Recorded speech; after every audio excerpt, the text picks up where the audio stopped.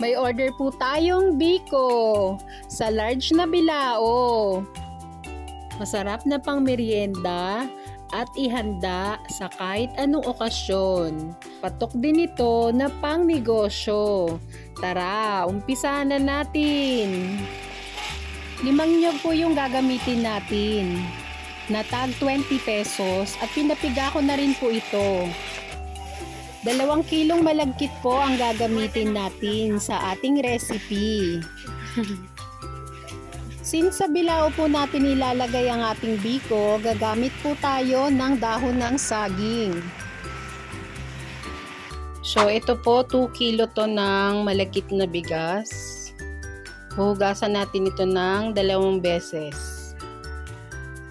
Kung gusto nyo po ng ganitong mga video, please like and subscribe to our YouTube channel.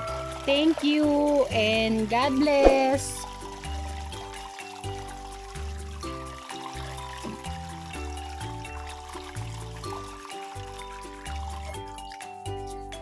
At para po hindi madaling mapanis yung ating biko, dapat po yung malagkit na bigas, huhugasan po natin ng mabuti. So, yun yung tip number 1.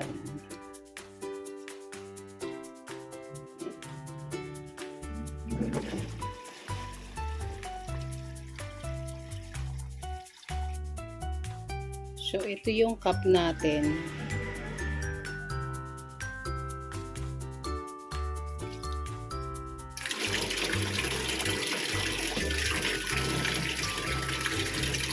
So, 5, 6, 7, 8, 9, 10. Ayan, 10 cups. Kuha tayo ng pandan.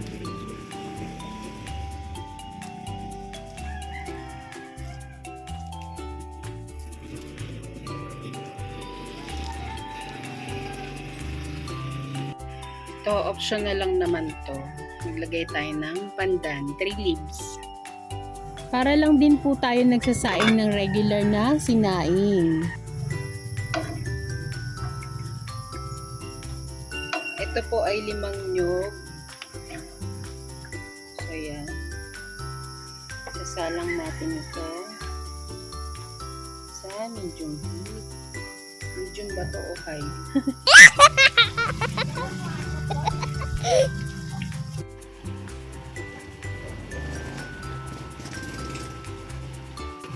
So yan, kapag ganyan, pwede na natin patayin yung ating apoy. Yan. Tapos, haluin pa natin ito. Kasi maluluto pa yan. Nagpa-brown pa yan.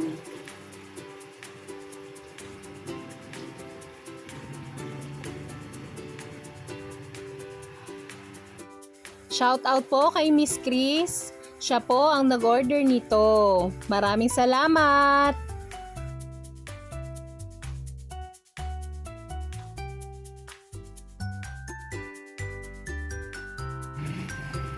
Ito na yung latik natin. Tapos yung coconut oil. Papatuloyin lang muna natin ito.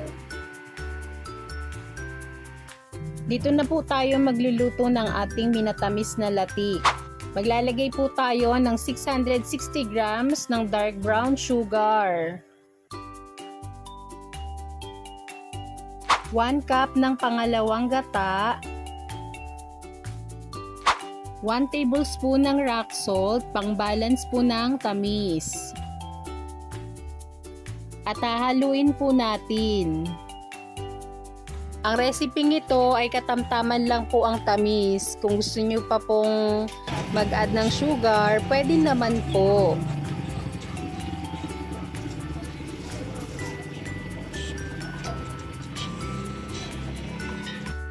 At kapag ganito na po ang texture ng ating minatamis na latik, maaari na natin ilagay ang ating sinaing na malagkit. Ito na po ang ating sinaing at tamang-tama lang ang ating sinabaw na 10 cups. Kung gusto nyo po ng ganitong mga video, please like and follow our FB page. Maraming salamat! Kapag nalagay na po natin ang lahat ng malagkit, hahaluin na natin ito hanggang sa mag-well combine na yung malagkit at minatamis na latik. Kapag wala na pong puti-puti, tapos mahirap na itong haluin, indikasyon nito na pwede na natin ilagay sa bilao ang ating biko. Ito po ay large na bilao, 16 inches. Tapos naglagay na rin tayo ng coconut oil para hindi dumikit sa dahon yung ating biko. Ito na po yung biko natin.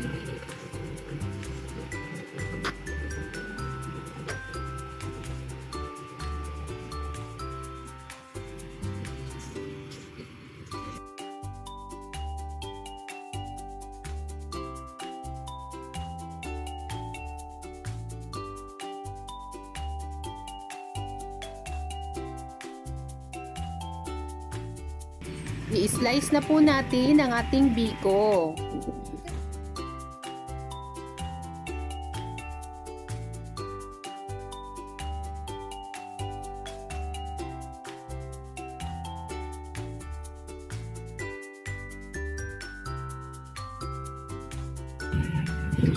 Ito na po yung latik.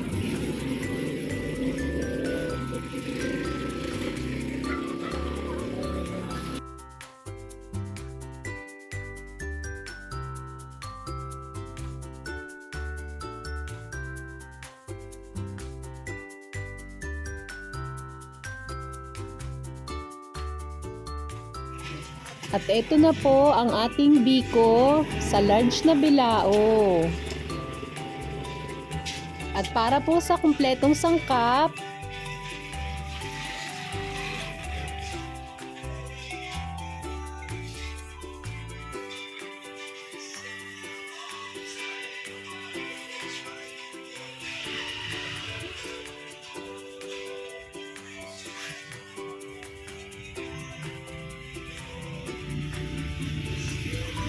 sana po ay may nakuha kayong idea sa video nito. Please like and follow our FB page. Maraming salamat! Thank you for watching! Hello mga be! Meron ka bang malagkit na bigas? Gawa tayo ng masarap na kakanin. Ang biko using panutsa. Tara, umpisa na natin! Kailangan lang po natin ng 1 kilo ng malagkit na bigas. Uhugasan po natin ito ng 2 beses. Sa pagsasaing po ng malagkit na bigas, ang ating tubig ay 1 liter. Maglalagay din po tayo ng pandan, pandagdag aroma. Isasalang po natin ito sa medium heat. Ang ating biniling nyog ay 4 na piraso na tig 20 pesos at pinapiga ko na rin po ito. Maglalatik na po tayo na pang toppings. Ang ating kakanggata ay 914 grams. Kung gusto nyo po ng ganitong mga video, please like and subscribe to our YouTube channel. Thank you and God bless! Ito po ay sinalang ko lang for 20 minutes sa medium heat. Kapag nag-brown na po, pwede na ito. Gagamit po tayo ng salaan para mahiwalay po natin ang latik sa coconut oil. Share ko lang po, ang ating nyog ay 20 pesos. Pero po, nakukuha ko lang siya ng 15 pesos. Sinsuki po tayo. Mahalaga po na magkaroon tayo ng regular na kinukuhaan ng ating mga sangkap para po magkaroon tayo ng discount. Ito na po yung ating coconut oil. Gagawa na po tayo ng minatamis na latik. Maglalagay lang po tayo ng 350 grams ng panutsa. 1 cup ng pangalawang gata. At 1/2 tablespoon ng rock salt, pang balance ng tamis. Ang paghahalo po nito ay 1 at a time lang hanggang sa matunaw na yung ating panutsa. Kung wala po kayong panutsa, maaari po kayong gumamit ng brown sugar.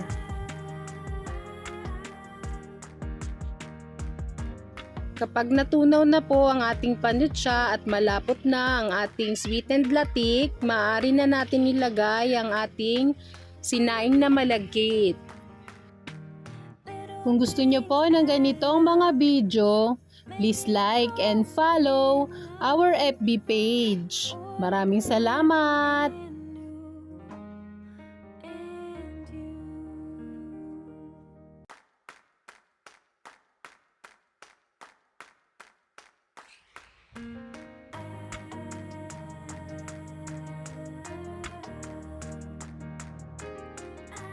Hahaluin lang natin ito hanggang sa mag-well combine na.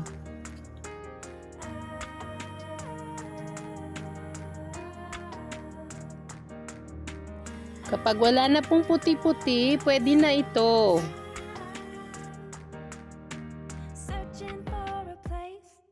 Gagamit po tayo ng styro at maglalagay po tayo ng dahon ng saging.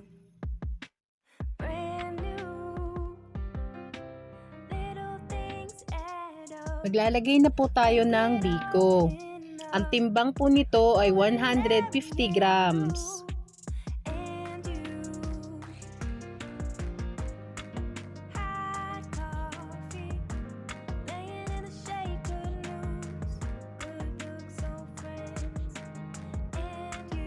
Gagawin lang natin ito hanggang sa maubos na natin ang ating biko.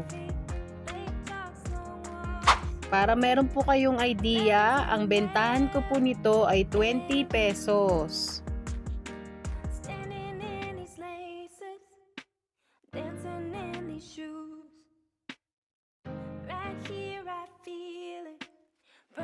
Maglalagay naman tayo ng toppings, ang ating latik.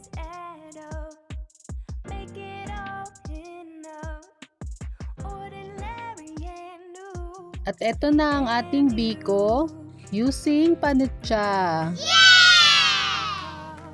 Sana po ay may nakuha kayong idea sa video ito. Please like and subscribe to our YouTube channel. Thank you and God bless. At eto naman po ang ating complete recipe.